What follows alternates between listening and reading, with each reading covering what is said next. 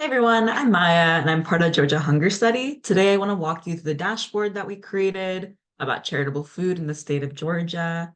So we have this little button on the top right-hand corner where you can toggle between both the dashboard and our documentation, which is basically talking about all the elements I'm going to speak about today in this video, but just maybe a little bit more in detail. So if I'm moving too fast or you just want to refer back to some of the things I'm talking about, feel free to check out this documentation page. So this tab, the dashboard tab is still a work in progress, so things might change slightly from this video. However, it's likely to have very similar information on it, just maybe slightly different style. So the dashboard, as you can see, has several tiles alongside all the edges of the dashboard, which shows you different demographic information, such as population and the percentages of these different demographic variables. And it also has information about proximity and the public-facing agencies. The number of agencies as of February 2023 was just under 1,700. These agencies are not like age-specific or private programs. So the actual total number of agencies in Georgia is slightly higher than the 1,700 number. However, it is similar. We also have this value for proximity gap, which you can go to the documentation tab to find out more information about how we calculated this. But basically, if this number is positive and a large positive number, let's zoom into one of these areas to see a change. It means that agencies are going to be closer than expected. If this number is like a really negative number, and I'll explain what these colors mean in a little bit, but if it's a large negative number, it means that agencies are further than expected. So what we're interested in looking at is whether people are close to their agencies or far away from nearby agencies.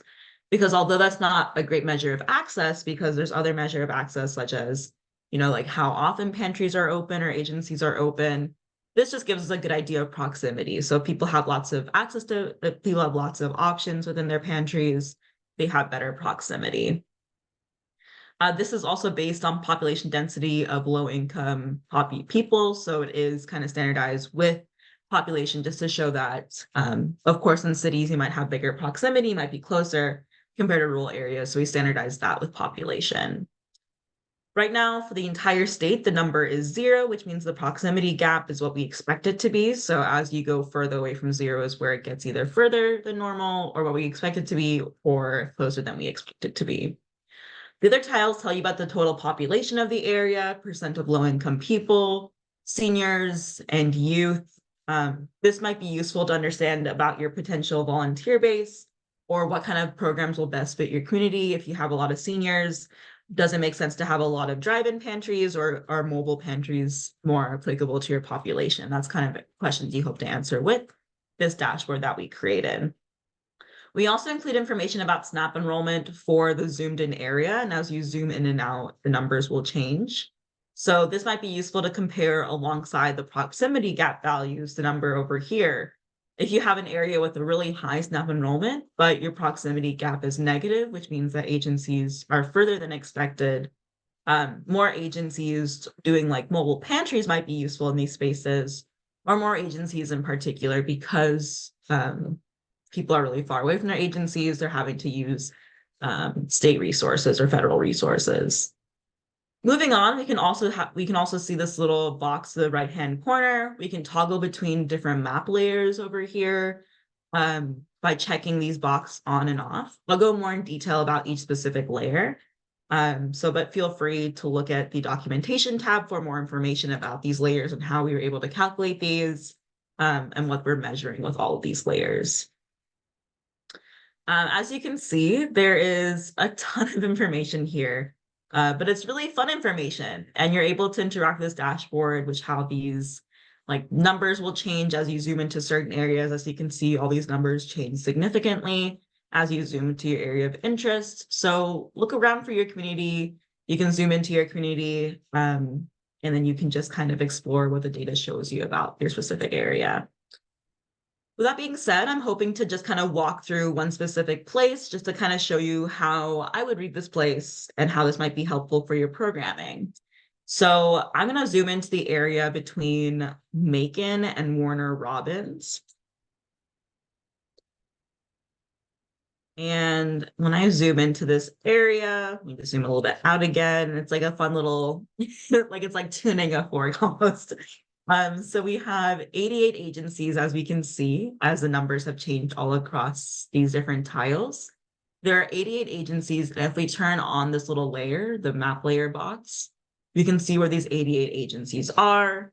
You can click around these different little gray dots that appear. You can click on them to get more information about these agencies. Since this information was gathered in February 2023, this might not have all agencies that are currently here in January 2024, but it gives us a general idea about that snapshot in time and also where agencies tend to kind of congregate.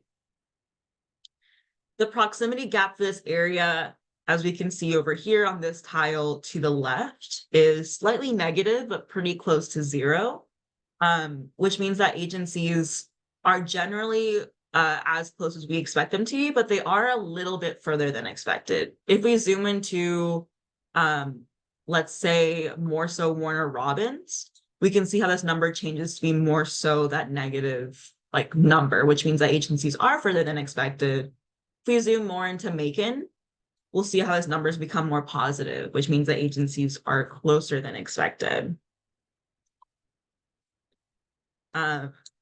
That's also illuminated by these little dots. So I will talk about these dots in a minute. But now if we look at this general area, we can see it's a tiny bit negative, but since it's so close to zero, they're generally where we expect them to be. The total population changed a lot from the total one for the entire state, going from 10 million to 370,000 about. And as you zoom into specific areas, you can see how this number will change even more. The other statistics that line the side of it are talking about the average percentage of people below 200% of the poverty line, which was slightly higher than the statewide average. So this might just tell you that there are more potentially food insecure people within this region compared to the state level. The average percent of seniors and youth are pretty similar to the statewide level. However, this might just tell you about how many seniors you might have, especially about seniors raising grandchildren, and how that might affect your programming or your volunteer base. The SNAP enrollment for this region is considerably higher compared to the statewide average. This may mean, especially since proximity is slightly further than expected, federal food isn't a particularly important hunger program in this region. And the federal food programs, such as like SNAP, are important ways that people are able to access food, particularly because there's a higher than the statewide average for low-income people. So let's get to some more fun parts, which are these little map layers that we can toggle on and off, like I mentioned before. You saw me turn on the charitable agencies layer, which showed us the little gray dots of where all the agencies are. If you want to see an explanation of these symbols that show up, you can click on these little squares that are over here, these layered 3 squares. And you can go to a legend tab, and it'll tell you what these different, I'll just tell you the legend, I'll tell you what these symbols mean, and it'll tell you more information about all the layers that are currently active. So the layer that is currently turned on is this proximity gap in dots. This layer shows a ton of dots of varying sizes. You can see they're super small in some areas and then much larger in some areas. And if we look at the legend, so again, going to that little 3 squares button, we can see that there's these 2 different measures. We have something that tells us about the color of these dots and the size of these dots. So the size of these dots tell us about the size of the population below 200% of the poverty line. So a larger dot will mean there's greater number of people who are living there that are low income. And these dots don't represent necessarily specific, like exactly the same location. It is the center of each tract, which these tracts, as you can see, are delineated by these kind of gray lines that we see popping up over here. So basically we took a bunch of measures for the tract level at the centers where these dots are placed. So it's not like people are living here in this exact location. It's more so this is the average of all the information about this tract. A tract is a similar geographic area to like a neighborhood, so I'd be more familiar with that, but it's just a way of looking at, it's like a county level, we have tract level as well.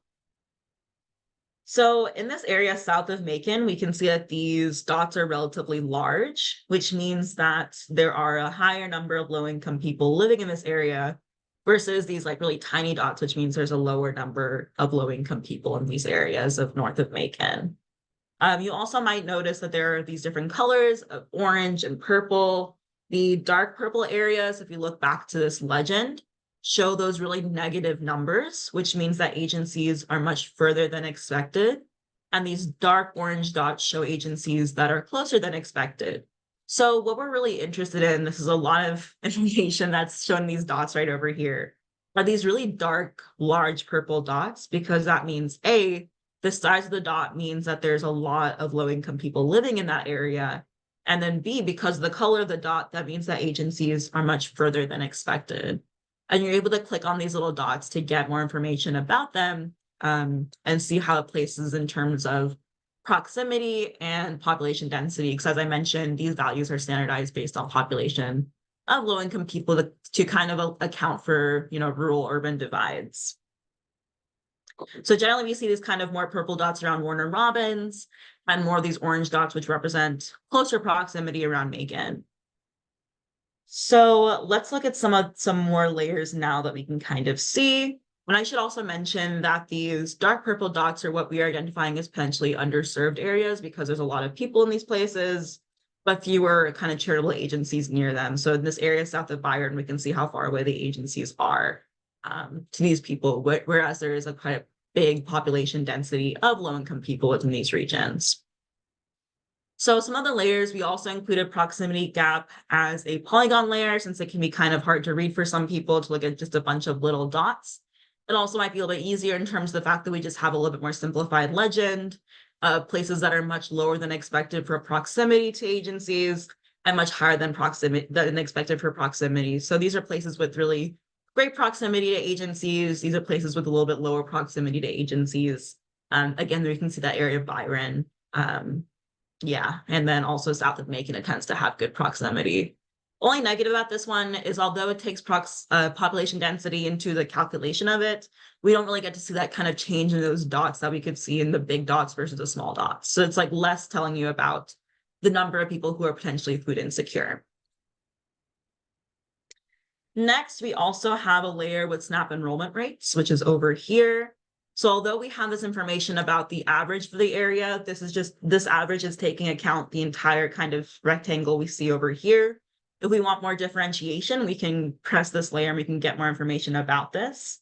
And in this map, if you look at the layer, the dark purple is where there's great SNAP enrollment rates, really high SNAP enrollment rates, versus the dark orange is what we're worried about of having low SNAP enrollment rates. So in some of these areas, such as kind of in central area, if we click on it, we can see that the SNAP enrollment rate for the people under 200% of the poverty line is just 13%, which is relatively low when you compare it to the kind of the Macon area. We see a darker purple, which means greater access to SNAP enrollment. As you can see, this is 96. So there tends to be really big differentiation.